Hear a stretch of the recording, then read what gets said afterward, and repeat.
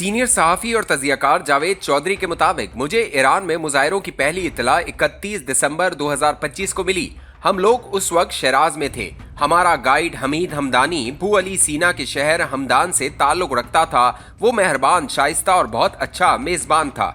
इसने बताया हमदान में ताजरों ने हड़ताल और मुजाहरे शुरू कर दिए हैं। इसका कहना था शिराज के ताजिर भी दुकानें बंद कर रहे हैं, चुनाचा हमें आज शायद सड़कों पर अफरा तफरी नजर आए। इसका कहना था, लेकिन परेशान होने की कोई जरूरत नहीं। ईरान में हर साल 6 माह बाद इस किस्म का एहतजाज होता रहता है, ताहम ईरानी किसी गैर मुल्की या सयाह को तंग नहीं करते। आप महफूज हैं। हम मुतमईन हो गए। हमें उस वक्त तक शहर में किसी किस्म की अफरा तफरी नजर नहीं आई थी। मेरी इस शाम वापसी की फ्लाइट थी। मैं शराज एयरपोर्ट पर गया, वहां भी हालात मामूल के मुताबिक थे। मैं पाकिस्तान वापस आ गया, जबकि हमारा ग्रुप मशहद चला गया।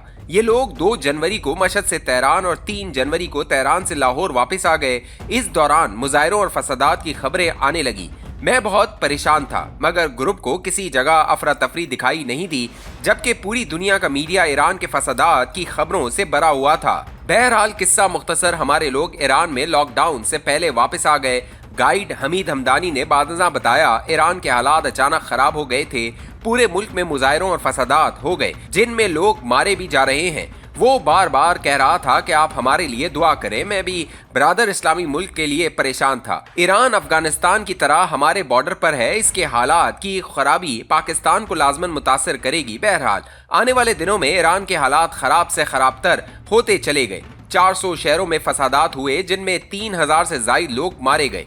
460 सरकारी इमारतें, 700 बैंक जला दिए गए। हजारों गाड़ियां तबाह हो गईं, जबकि 61 मसाजिद को भी आग लगा दी गई। ये सूरत हाल अपनी जगह, लेकिन अमेरिका और इसराइल का मुजाहिरीन के साथ खड़ा हो जाना हैरान कुन था। डोनाल्ड ट्रंप ने ईरान पर बराह रास्त हमले की धमकी तक दे दी थी। इसराइल ने भी इंटरनेशनल फ्लाइट बंद करके जंगी मशकें शुरू कर दी। पाकिस्तान, कतर और यूएई भी एक्टिव हो गए। यूं आम ताजरों के मुजाहिरों ने आलमी जंग की सूरत अख्तियार कर ली। आज ताज़ा तरीन हालात ये हैं कि अमेरिका का बड़ा जंगी बेड़ा SS इब्राहिम लिंकन ओमान के करीब खड़ा है। इसमें 6000 जवान और अफसर हैं। इस पर 3 खौफनाक और जदीद तरीन मिसाइल सिस्टम नस्ब हैं। आबदोजों का पूरा फ्लीट भी मौजूद है और फिजा में अमरीकी सैटेलाइट ईरान पर फोकस करके खड़े हैं। कतर में अमरीकी बेस भी एक्टिव है। इसमें 10,000 अमरीकी फौजी और जदीद तरीन जंगी साजो सामान मौजूद है, जिसमें F-35 जंगी जहाज भी शामिल हैं।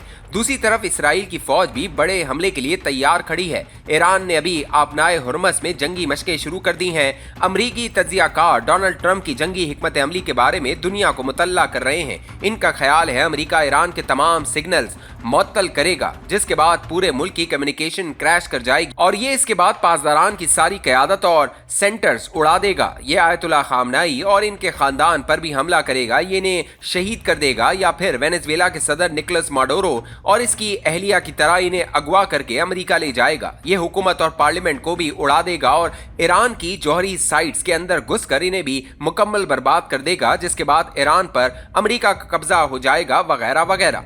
अमेरिका ये कर सकता है। ये सुपर पावर है, बदमस्त हाथी है। ये दुनिया के किसी भी मुल्क के साथ कुछ भी कर सकता है। लेकिन सवाल यह है कि अमेरिका इन हमलों से हासिल क्या करना चाहता है और ईरान अमेरिका के लिए इतना लाजिम क्यों है। इसकी वजह बहुत दिलचस्प है। दुनिया में इस वक्त तेल पैदा करने वाले 8 बड़े मुल्क हैं। वेनेजुएला 303 अरब बैरल के साथ पहले, सऊदी अरब 267 अरब बैरल के साथ दूसरे, ईरान 209 अरब बैरल के साथ तीसरे, कनाडा 170 अरब बैरल के साथ चौथे, यूएई 113 अरब बैरल के साथ पांचवें, कुवैत 102 अरब बैरल के साथ छठे, रूस 80 अरब बैरल के साथ सातवें, अमेरिका 75 अरब बैरल के साथ 8वें नंबर पर आता है। ये एक हकीकत है। जबकि दूसरी हकीकत तेल इस्तेमाल करने वाले मुल्क हैं। अमेरिका दुनिया में सबसे ज्यादा तेल इस्तेमाल करने वाला मुल्क है। ये रोजाना 2 करोड़ बैरल तेल इस्तेमाल करता है। चीन 1 करोड़ 60 लाख बैरल के साथ दूसरे, भारत 50 लाख बैरल के साथ तीसरे, जापान 47 लाख बैरल के साथ चौथे, रूस 38 लाख बैरल के साथ पांचवें और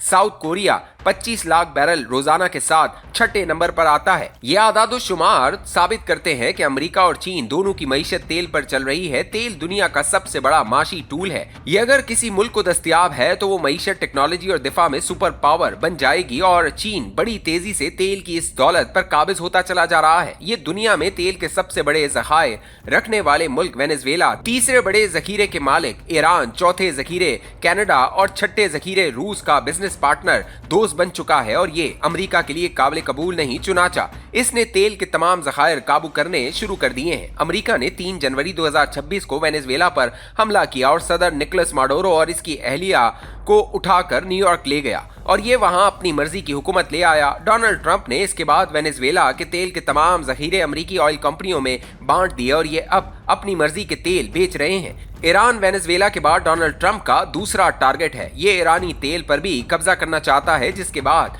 पीछे सिर्फ रूस रह जाएगा। ट्रंप इसे एक बड़ी अच्छी डील दे रहा है। ये इसे ऑफर कर रहा है, तुम यूक्रेन के मजीद जितने हिस्सों पर कब्जा करना चाहते हो कर लो, लेकिन इसके बाद जंग बंद कर दोगे। मैं इसके बदले में तुम्हें यूरोप की ऑयल और गैस की पूरी मार्केट दे दूंगा। बस सिर्फ एक शर्त है, तुमने चीन को ऑयल नहीं देना। रूस इस पर राजी हो चुका है। ये अगले 2 माह में यूक्रेन के मजीद इलाकों पर कब्जे के बाद जंग बंद कर देगा, जिसके बाद रूस से पाबंदियां उठाई जाएंगी और इसे यूरोप की पूरी मार्केट मिल जाएगी, जबकि तेल के बाकी तमाम ज़खायर अमेरिका के हाथ में आ जाएंगे। भारत तेल दरामद करने वाला तीसरा बड़ा मुल्क है। डोनाल्ड ट्रंप भारत को मई में पाकिस्तान के हाथों जलील करा चुका है। नरेंद्र मोदी 8 माह जूते खाकर समझदार हो चुका है। चुनाचा ये भी अब रूस और ईरान से तेल नहीं खरीद रहा। ट्रंप ने गुड बॉय बनने के बाद मोदी से ताल्लुकात ठीक कर लिए हैं। बस अब सिर्फ ईरान बचा है। अमेरिका जिस दिन इस पर काबिज हो जाएगा, पूरी दुनिया का तेल इस दिन इनके हाथ आ जाएगा और ये इसके बाद चीन को बूंद बूंद के लिए तरसा देगा। ये इसकी मईशत और दिफा को भी कंट्रोल करेगा। चुनाचा कहानी सिर्फ तेल की है। मैं अब आपके सामने मुस्तकबिल का एक और सिनेरियो भी रख देता हूं। दुनिया के अगले 6 साल बहुत अहम है। एलन मस्क की कंपनी स्पेस एक्स में 25,000 प्रोफेशनल्स काम कर रहे हैं। ये इस साल इनकी तादाद लाख तक बढ़ाना चाहता है। डोनाल्ड ट्रंप 2026 के बजट में स्पेस एक्स को अरबों डॉलर दे रहा है। ये रकम मजमूई तौर पर 300 अरब डॉलर होगी और एलन मस्क इससे खला में 600 नए सैटेलाइट फिक्स करेगा जो दुनिया भर में एयरबॉर्न टारगेट्स ट्रैक करेंगे। एलन मस्क ने 2025 में स्पेस फोर्स भी बना दी है। ये प्रोजेक्ट 2029 में मुकम्मल होगा और एलन मस्क अगले साल तक पूरी दुनिया का इंटरनेट भी अपने कंट्रोल में ले लेगा, जिसके बाद दुनिया जहां के फाइटर जेट्स और मिसाइल फारिग हो जाएंगे, अमेरिका खला से किसी भी मुल्क के तमाम सिग्नल जैम करके पूरा मुल्क बंद कर देगा और किसी भी जहाज और मिसाइल का रुख मोड़ देगा। दूसरा, ये खला से लेजर गन के जरिए कोई भी टारगेट उड़ाएगा।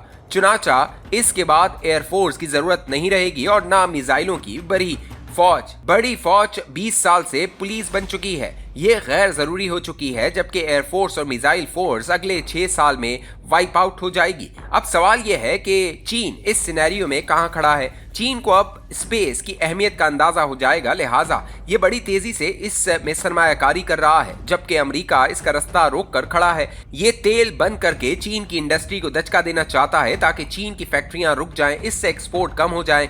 चीन में बेरोजगारी, कसाद बाजारी और सियासी अफरा तफरी फैलेगी और इसके नतीजे में ये स्पेस पर तवज्जो नहीं दे सकेगा और यूं अमेरिका अगले 6 बरस में स्पेस पर काबिज हो जाएगा, जिसके बाद चीन J-35 बनाए या J-135, ये PL-17 बनाए या PL-170, कोई फर्क नहीं पड़ेगा। दुनिया का सिर्फ एक SHO होगा और इसका नाम अमेरिका होगा। चुनाचा ये सिर्फ ऑयल और स्पेस की जंग है, जबकि हम ये डोनाल्ड ट्रंप की लड़ाई समझ रहे हैं। ये याद रखें, दुनिया के हालात डोनाल्ड ट्रंप की वजह से खराब नहीं हो रहे। डोनाल्ड ट्रंप इन हालात की पैदावार है। अमेरिका को मुश्किल फैसलों के लिए डोनाल्ड ट्रंप जैसा शख्स चाहिए था और ये इसे लेकर आ गया और ये अब वो काम कर रहा है जो कोई दूसरा नहीं कर सकता। डोनाल्ड ट्रंप अमेरिका के लिए नागुज़ीर था, ये आ चुका है और ये स्पेस और तेल को अमेरिका की मुट्ठी में देकर रहेगा। ये है सारी कहानी।